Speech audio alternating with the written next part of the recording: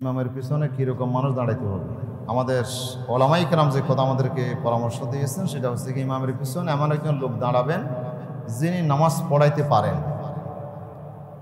তো মুসলমান মাত্রই তো তার নামাজ শুদ্ধ হওয়া দরকার, তার কেরাত শুদ্ধ হওয়া দরকার। এই জন্য যিনি নামাজ পড়াইতে পারেন, আমাদের দেশে তো আলেম ছাড়া কেউ নামাজ পড়াইতে পারে না, এটা হলো আমাদের দুর্ভাগ্য।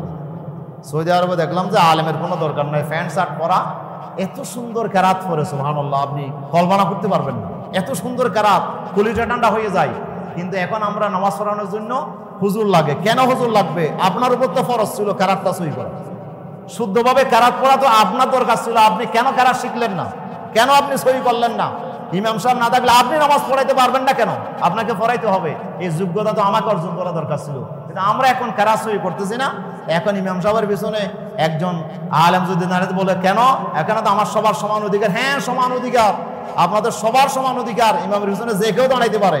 তবে ইমাম সাহেবের যদি কোনো সময় ওযুর সমস্যা হয়, উনি এমন একজন লোককে নামাজের ইমামতি দেবেন, তাহলে যিনি ইমামতি করাইতে পারেন না এরকম লোক যদি থাকে, তাহলে সবার নামাজ তো সমস্যা হয়ে যাবে।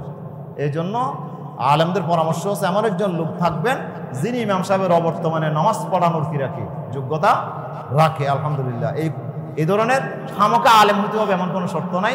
তবে এমন একজন লোক দরকার যিনি নামাজ পড়াইতে পারবেন ইমামের অবর্তমানে, সেরকম একজন লোক থাকলে আর কোনো সমস্যা নাই। এটা একটা পরামর্শ আর কি। তো খামোকা যে দাঁড়াইতে পারবেন না এমন নয়। এটা নিয়ে এত বেশি বাড়াবাড়ির কোনো প্রয়োজন আছে বলে আমি মনে করি না।